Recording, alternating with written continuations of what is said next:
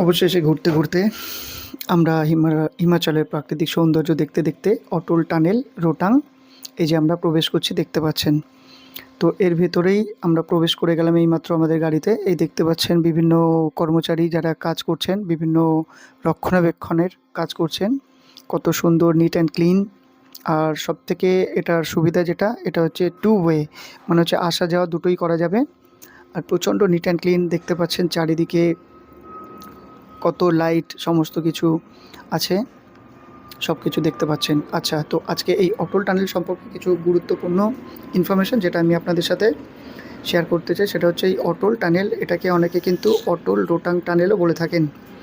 আর এই অটল টানেলটা কিন্তু আমাদের ভারতবাসীর জন্য প্রচণ্ড গর্বের বিষয়, কারণ এটা হচ্ছে world's longest highway tunnel above 10,000 feet, মানে হচ্ছে 10,000 ফুটের ওপরে অবস্থিত বিশ্বের সবচেয়ে দীর্ঘ হাইওয়ে টানেল হলো এই অটল টানেল, যেটা কিনা অফিসিয়ালি সার্টিফাই করেছে world book of records UK. এই অটল টানেল এর দৈর্ঘ্য মানে লেন্থ হচ্ছে 9.02 কিলোমিটার, আর এর উচ্চতা প্রায় 9,840 ফুট থেকে 10,170 ফুট। আমরা যে প্রবেশ করলাম যখন, ওটা হচ্ছে সাউথ পোর্টাল, মানে হচ্ছে দক্ষিণ মুখ, যেটার উচ্চতা প্রায় 10,040 ফুট। আর আমরা যখন এখান থেকে বেরোবো অটল টানেল থেকে, ওটা হবে নর্থ পোর্টাল, মানে উত্তর মুখ, সেটার উচ্চতা কিন্তু 10,076 ফুট।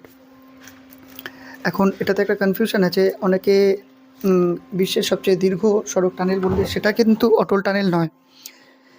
যদি বলা হয় 10,000 ফুটের ওপরে অবস্থিত দীর্ঘতম রোড টানেল যদি বলা হয়, সেক্ষেত্রে অটল টানেল। কিন্তু যদি ওভারঅল বলা হয় শুধুমাত্র সবচেয়ে দীর্ঘ সড়ক রোড টানেল, তাহলে কিন্তু লেয়ারডাল টানেল, যেটা কিন্তু নরওয়েতে অবস্থিত, যেটা লেন্থ মানে দৈর্ঘ্য 24.5 কিলোমিটার আর উচ্চতা প্রায় 4,265 ফুট। তো দুটোর পার্থক্য আশা করি বুঝতে পেরেছেন। তো এই যে অটল টানেল, এটা কিন্তু আমাদের প্রত্যেক ভারতবাসীর কাছে একটা অসাধারণ ইঞ্জিনিয়ারিং সাফল্য।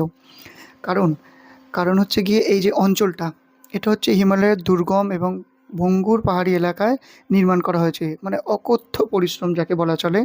এরকম একটা দুর্গম এলাকা, এইসব জায়গায় এটা বানানো নির্মাণ করা মানে হচ্ছে প্রচণ্ড চ্যালেঞ্জিং ব্যাপার।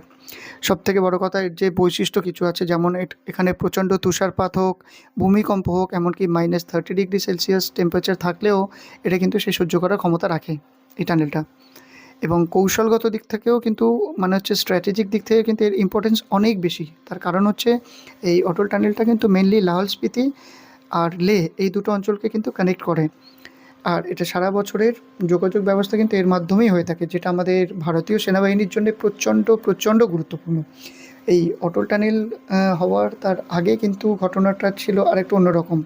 যেমন ধরুন, প্রচণ্ড ঠান্ডা যখন পড়তো, 5 থেকে 6 মাস কিন্তু এই রুটটা লাহোল স্পিতি আর লেহর মাঝখানে এই রাস্তাটা কিন্তু বন্ধ থাকতো, যেটা আমাদের ভারতীয় সেনাবাহিনীর জন্যে প্রচণ্ড রিস্কি ছিল। তারপর অনেকই তাদের জন্য চ্যালেঞ্জিং ছিল, এই যে যেহেতু তারা সড়ক ব্যবস্থার এই ব্যবস্থাটা সঠিক ছিল না বলে, তাই এতটা বন্ধ থাকতো, যার জন্য খুবই অসুবিধা ছিল। আর যে কোনো দেশের একটা পরিকাঠামোর, একটা উন্নত পরিকাঠামো করতে গেলে সড়ক ব্যবস্থা খুবই গুরুত্বপূর্ণ একটা জিনিস। তো যাই হোক, এটা হওয়াতে আরও কিছু সুবিধা হয়েছে, যেমন টাইম ডিসটেন্স সেভ হয়েছে। যেমন এই রুটটা হওয়ার পরে, এই টানেলটা চালু হওয়ার পর, এটা কিন্তু 4 থেকে 5 ঘন্টা ট্রাভেল টাইম সেভ হয়। এছাড়া ধরুন, এই রোটাং পাস রোড, ওর সাথে যদি কম্পেয়ার করা হয়, ডিস্টেন্স কিন্তু কমে গেছে প্রায় 46 কিলোমিটার।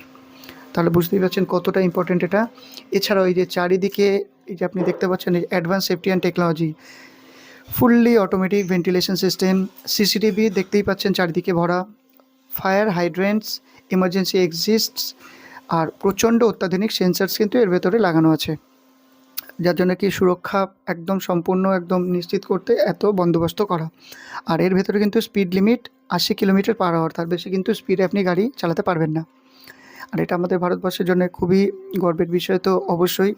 আর এই যে অটল টানেলটা, এটা কিন্তু উদ্বোধন করা হয়েছিল 4th অক্টোবর 2020। আর এটি উদ্বোধন করেছিলেন আমাদের honourable prime minister Shri Narendra Modi মহাশয়। আচ্ছা, আর এটি অটল বিহারী বাজপেয়ী, আমাদের প্রাক্তন প্রধানমন্ত্রী, তার নাম অনুযায়ী কিন্তু এটা রাখা হয়েছিল অটল টানেল। তো এই দেখতে দেখতে, এই যে দেখতে পাচ্ছেন, আমরা অবশেষে অটল টানেল থেকেই বেরোচ্ছি। তো আজকের এই অটল টানেলের এই যে ভিডিওটা আমি আপনাদের সাথে শেয়ার করলাম, কেমন লাগলো অবশ্যই জানাবেন। আর ভালো লাগলে ভিডিওটা তাহলে বন্ধু আত্মীয় স্বজনের সাথে শেয়ার করবেন।